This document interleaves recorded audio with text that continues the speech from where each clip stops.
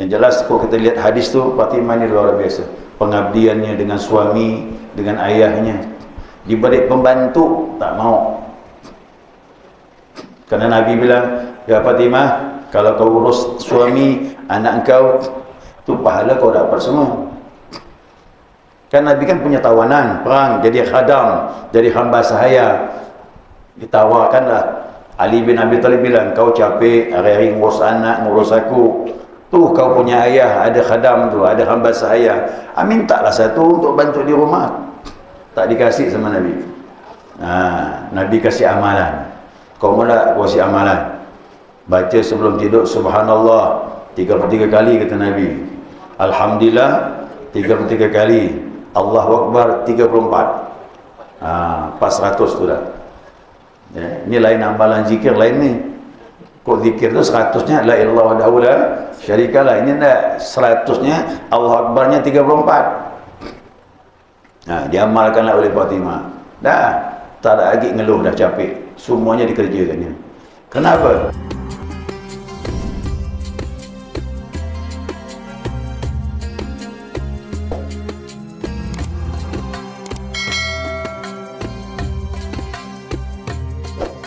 Bismillahirrahmanirrahim. Alhamdulillahi rabbil alamin. Allahumma salli ala nuril anwar wa sirril asrar wa tiryakil aghyar wa miftahi babil yasar Sayyidina wa maulana Muhammadin al-Mukhtar wa alihi al-athhar wa ashabil akhyar adada ni'amillahi wa ibdalih. Subhanaka la ilma lana illa ma 'allamtana innaka antal alimul hakim. Allahumma dhakkirna ma nasina wa 'allimna ma jahilna wa la hawla wa la quwwata illa billahil 'aliyyil 'azim. Belum. Belum. Yang kemarin sudah tu Abdurrahman bin Auf sama anak tu. Sama memakai sepertiga jari, 4 jari. Itu dah. Maka nanti habis kajian tu diberi tanda.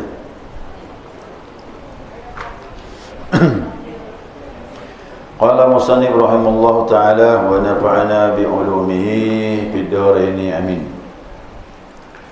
Jemaah salat subuh rahimakumullah. Assalamualaikum warahmatullahi wabarakatuh.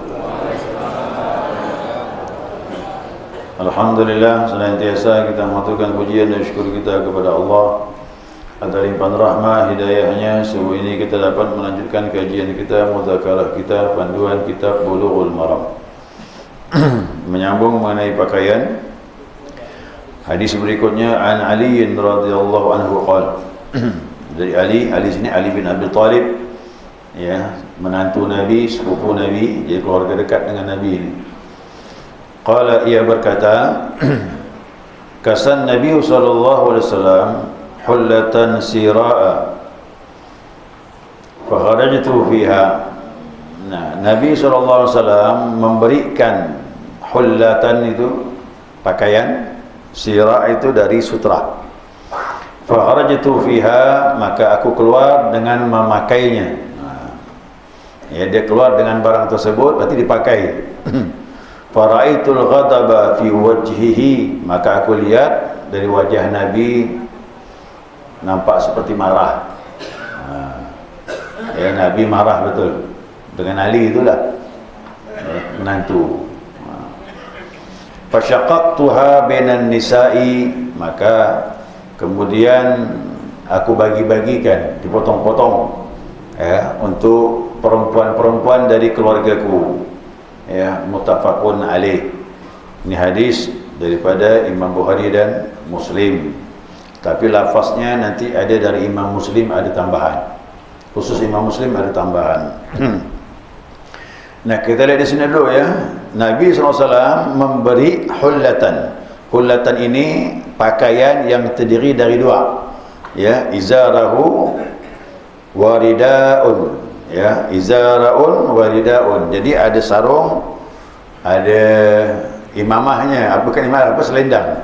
Bisa nutup bawah, bisa nutup di atas. Atau bisa juga dikatakan pakaian yang berlapis, bisa ya. ya, pakaian berlapis. Itu dikatakan hullah. Ya, hullah. Nah, hullah ini sira'ah, ya, terbuat daripada sira'. Sira' ini apa? Nau'un minal hariril khalis. Nau'un minal hariril khalis. Dia terbuat dari sutra murni. Nah, ingat laki-laki sutra murni itu, ya, haram hukumnya. Tak boleh. Nah, kecuali kemarin sekitar 3 jari, 4 jari itu kan. Atau Abdurrahman bin Auf dengan Zubair kemarin ada penyakit, itu boleh. Tak masalah, yang penting ada sebab. Nah, kemudian dia bilang, fakharajtu fiha, maka aku keluar dengannya, dengan menggunakan pakaian sutra tersebut. Itu dipakai oleh Ali bin Abi Thalib, sutra itu yang dikasih Nabi SAW. Fasyaqaqtuha bainan nisa'i. Nah, syaqaqtuha itu qata'atuha, aku bagi-bagi. Jadi sutra tadi yang utuh itu dua bagian, sarung dengan selendang itu yang panjang, aku bagi-bagi, aku berikan kepada perempuan-perempuan dari keluargaku. Dari keluarga Nabi lah, sama keluarga Ali bin Abi Thalib juga termasuk keluarga Nabi SAW. Nah, itu. Nah, hadis ini dikatakan ulama daripada Bukhari dan Muslim, tetapi lafaznya dari Imam Muslim ada tambahan. Nah, supaya lengkap kajiannya, diambillah, dikutip di sini riwayat daripada Imam Muslim. Nah, saya ulang ya. Fa'araitul ghadaba fi wajhihi, aku melihat. Nah, aku melihat Nabi marah dari wajahnya karena Ali menggunakan sutra tersebut. Nah, ya.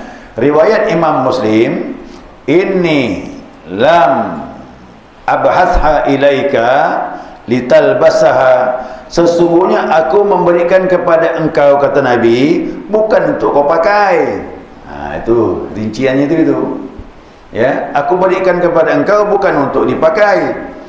Innama ba'astuha ilaika litasaqqaqaha. Mana ni? Litasaqqaqaha, agar engkau membagi-bagikan khumaran bainan nisa. Khumaran tu khimar. Khimar itu kerudung. Ingat tu pakai titik atas, khimar. Kha. Kalau pakai ha, himar, keledai. Itu bahasa Arab begitu dia. Lain titik, lain arti. Kalau tanpa titik, himar, keledai. Tapi kalau pakai titik, khimar, kerudung.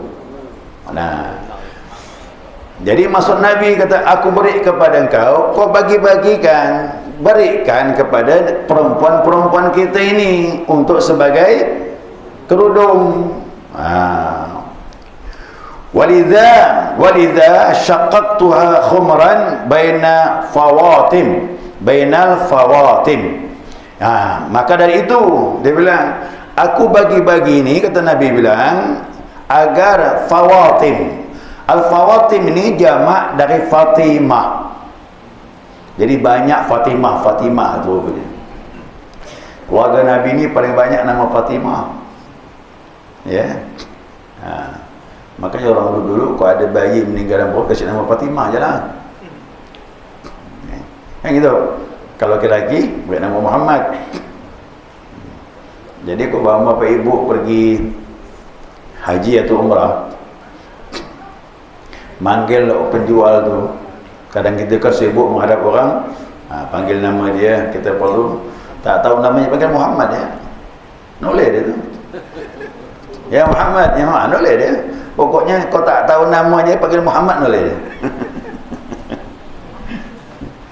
Kalau Fatimah ni, zaman Nabi tu sudah top nama ini. Fatimah ni. Ya, orang sekarang tak mau tapi nama ini. Ya, orang sekarang kasi nama Fatimah. Sekarang dah sulit dah. Tak mau lagi dah orang sekarang nama Fatimah. Saya jelaskan lagi ni ya. Nah, sesungguhnya kata Nabi bilang, karena itulah aku bermaksud untuk membagi-bagi di antara Fatimah keluarga kita ini untuk jadikan kerudung. Berapa banyak nama Fatimah? Ini disebutkan ni. Ya. Yakni Fatimah binti Rasulullah sallallahu alaihi wasallam. Ini Fatimah binti Rasulullah ni ya anak Rasulullah lah. Ya, anak Rasulullah, isterinya siapa? Isterinya Ali bin Abi Talib, berarti suaminya Ali bin Abi Talib. Itu dikawinkan muda betul. Kalau tak salah Ali bin Abi Talib tu umur 19 tahun. Fatimah ni sekitar 16-17 gitulah. Dulu kelahiran orang muda kahwin. Ya, jangan heran ya. Orang tua saya, ibu saya ni, mak saya tu 15 tahun. Jangan ngomong 15 tahun orang dulu kahwin. Biasa apa ke zaman Nabi? Zaman Nabi tu 15-16 tu udah cukup umur lah tu dah. Ya, udah matang betul lah tu dah. Cuba kau sekarang kahwin umur 16. Gimana? Jadi omongan. Kenapa kahwin tu? Apa sebab? Ada apa? Ada apa katanya. Tengok sekarang. Nah, Fatimah binti Rasulullah ini ya. Adalah mana tadi tu? Sayyidun Nisa'il Mu'minin. Sayyidun Nisa'il Mu'minin. Dianya sayyidnya perempuan, ya, sayyidnya perempuan nanti di surganya Allah. Jadi pemimpin perempuan nanti Fatimah. Dan dia diharamkan Allah masuk api neraka, sudah dijanjikan waktu Nabi masih hidup. Ini orang-orang suci ni begitu. Ya, Fatimah ni bersih dia, kehormatannya dijaga. Ya. Yang jelas kalau kita lihat hadis tu, Fatimah ni luar biasa. Pengabdiannya dengan suami, dengan ayahnya. Diberi pembantu tak mau. Karena Nabi bilang, ya Fatimah, kalau kau urus suami anak kau tu pahala kau dapat semua. Kan Nabi kan punya tawanan perang, jadi khadam, jadi hamba sahaya. Ditawarkanlah. Ali bin Abi Talib bilang, kau capek hari-hari ngurus anak, ngurus aku. Tu kau punya ayah ada khadam tu, ada hamba sahaya. Mintalah satu untuk bantu di rumah. Tak dikasih sama Nabi. Nabi kasih amalan. Kau mula kasih amalan. Baca sebelum tidur subhanallah 33 kali kata Nabi. Alhamdulillah 33 kali. Allahu Akbar 34. Pas 100 tu dah. Ya, ini lain amalan zikir lain ni.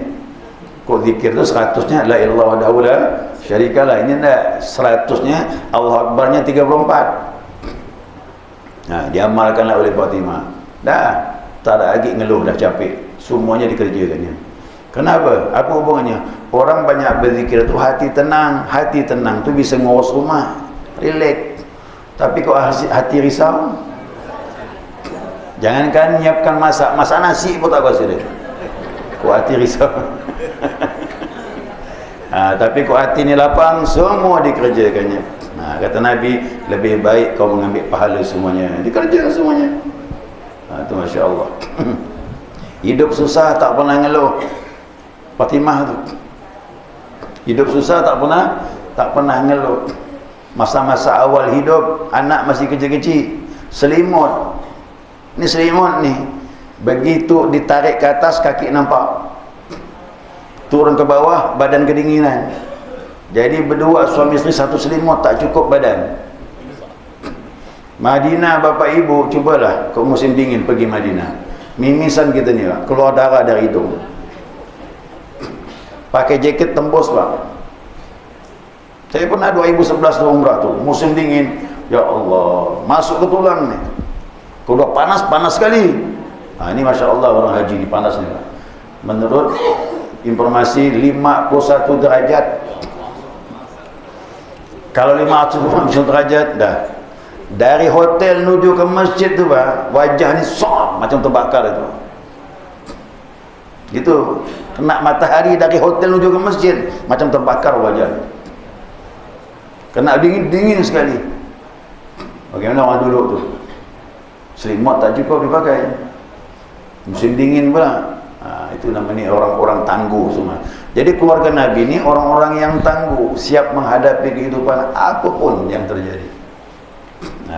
Tahan banting dia. Saya bilang tahan banting dong, yang keluarga-keluarga Nabi dan sahabatnya Rasulullah sallallahu alaihi wasallam. Ya.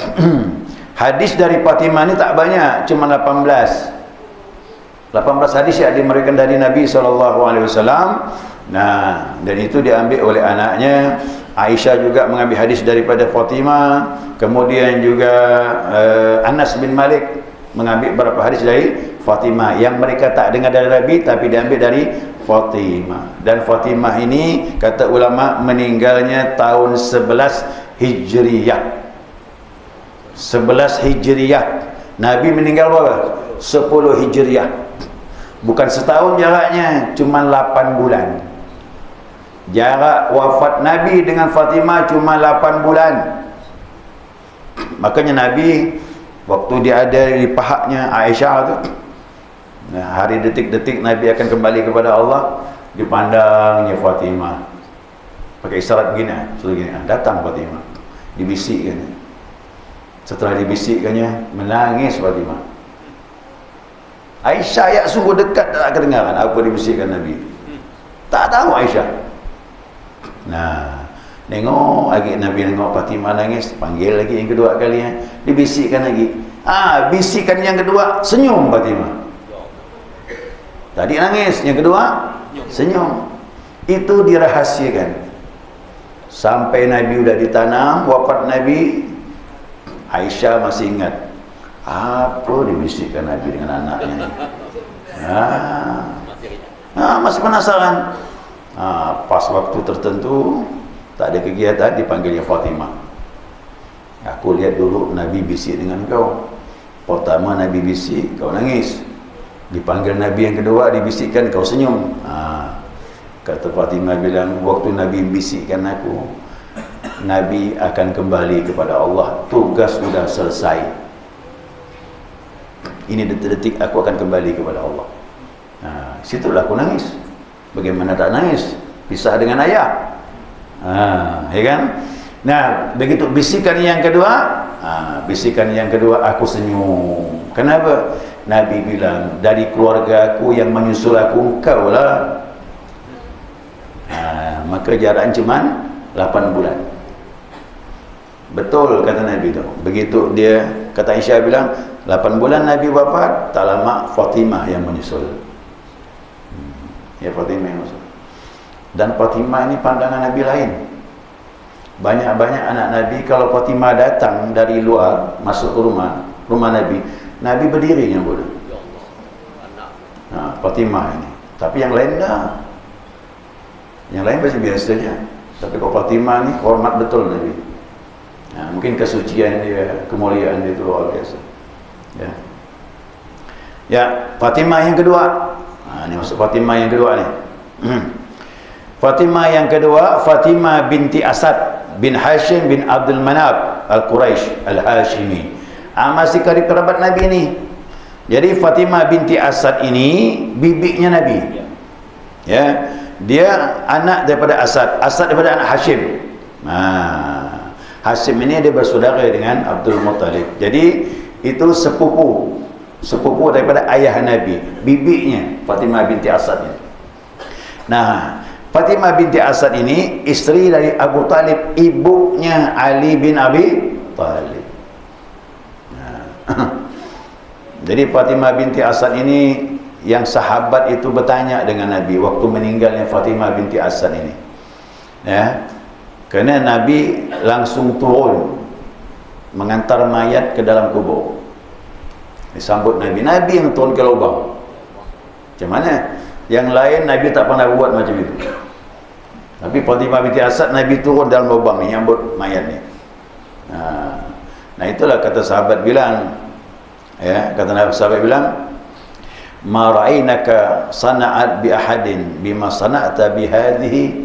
Nah, kata sahabat bilang, ya Rasulullah, aku tak pernah lihat kau melakukan kepada seseorang pun apa yang kau lakukan kepada Fatimah binti Asad ini, sampai kau turun dalam kubur. Ya, ikut menanamkan itu. Kata Nabi bilang, innahu lam yakun ba'da Abi Talib abarra bi minha. Kata Nabi bilang, tidaklah setelah Abu Talib yang berbuat baik dengan aku kecuali dia ni lah, Fatimah binti Asad. Jadi Nabi itu mengenang orang buat baik itu pasti dibalas. Balasan tak ada lain kecuali keagamaan, doanya, perbuatan Nabi beri syafaat kepada dia. Nah, kata Nabi bilang, nah, aku pakaikan dia. Gamis Nabi itu Nabi pakaikan untuk membungkus mayatnya.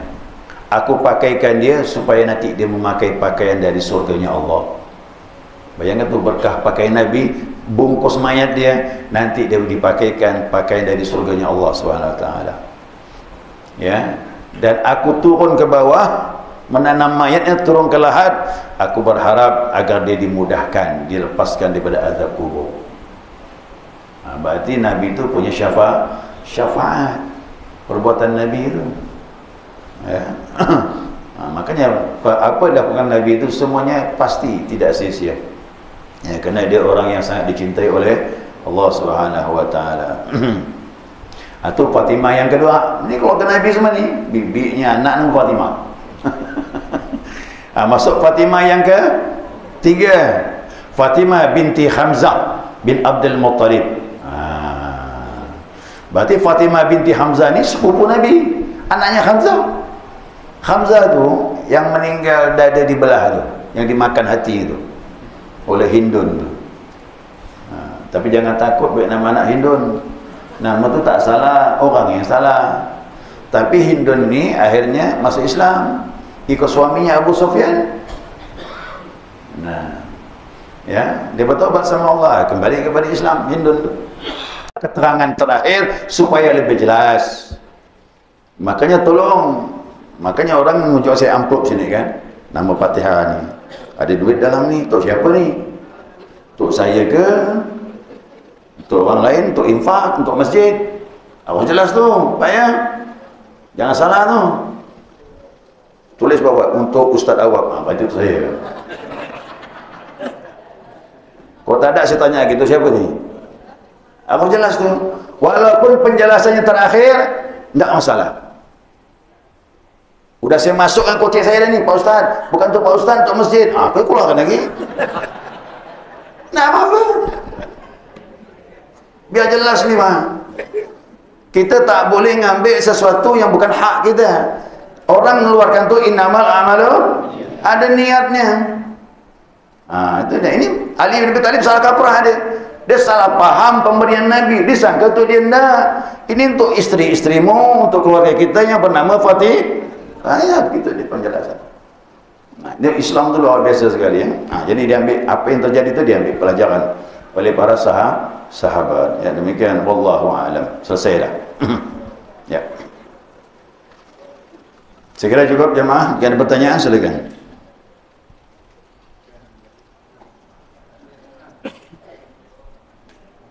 Kita membahas bahasanya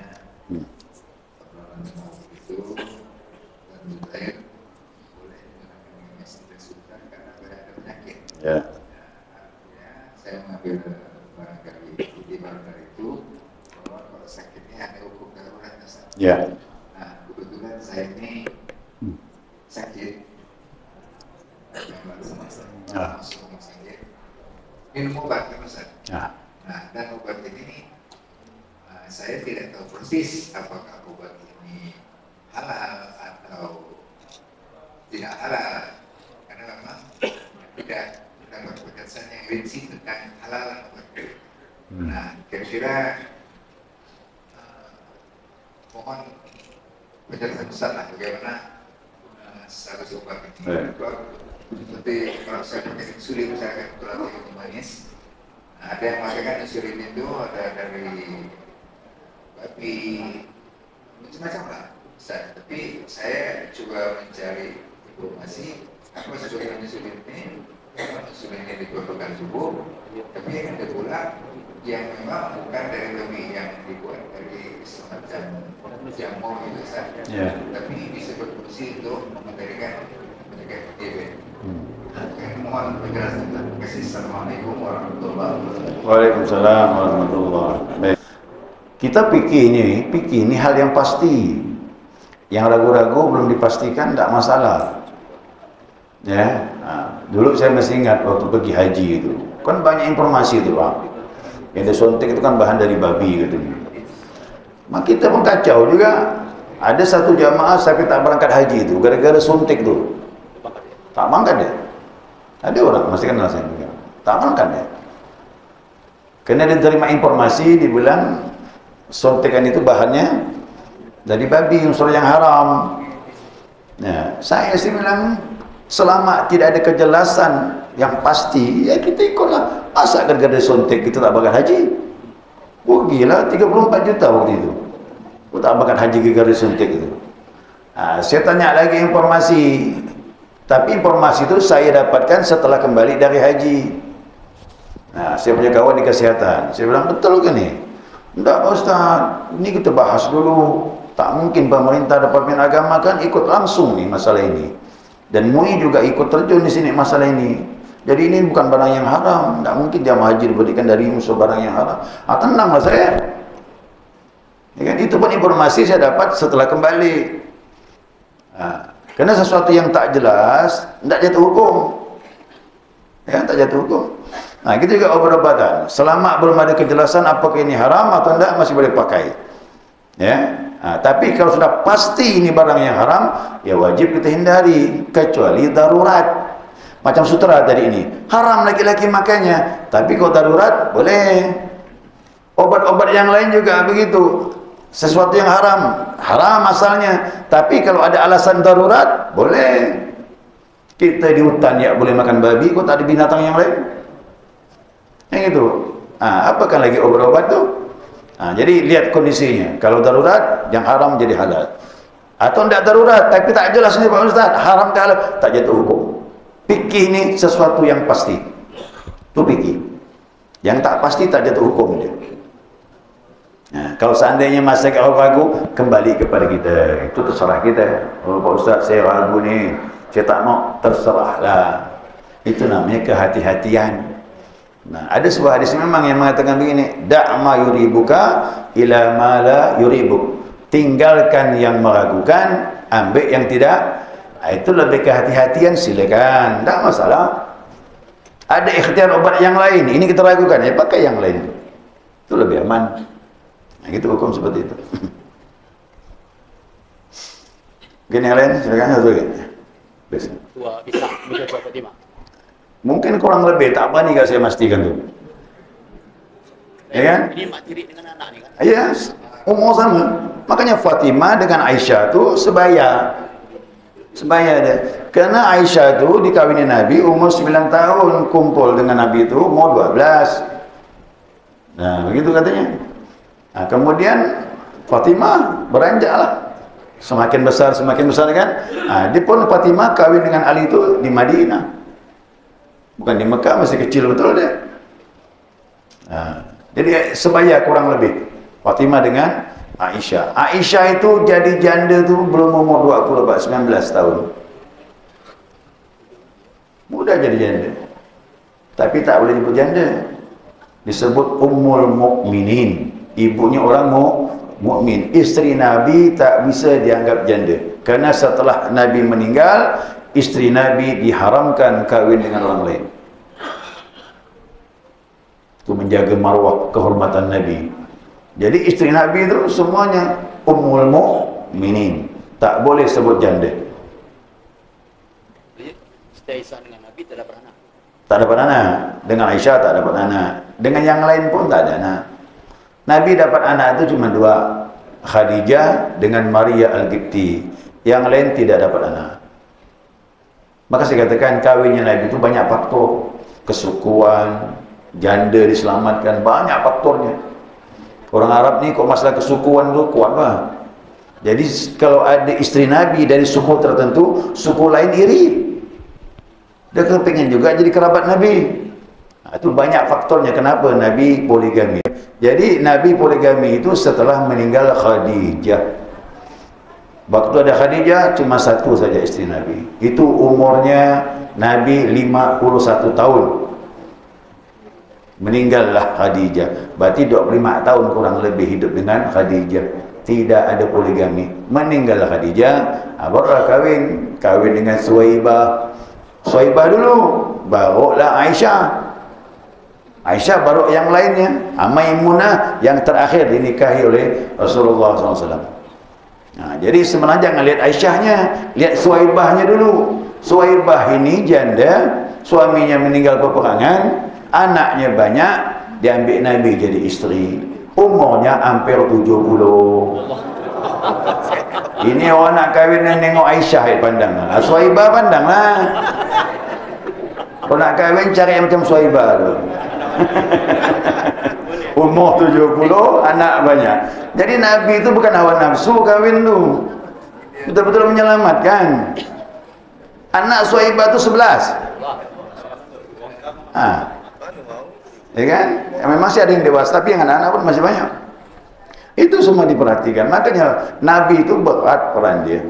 Tidak semudah kita bayangkan. Ini orang tak faham. Oh, banyak isteri. Kapan Nabi poligami? Umur 51 meninggal Khadijah, baru ada poligami itu. Itu pun macam-macam faktor. Sebabnya banyak. Sebabnya banyak. Allahu a'lam. Subhanakallahumma wa bihamdika asyhadu an la ilaha illa anta astaghfiruka wa atubu ilaik. Allahumma shalli ala Muhammad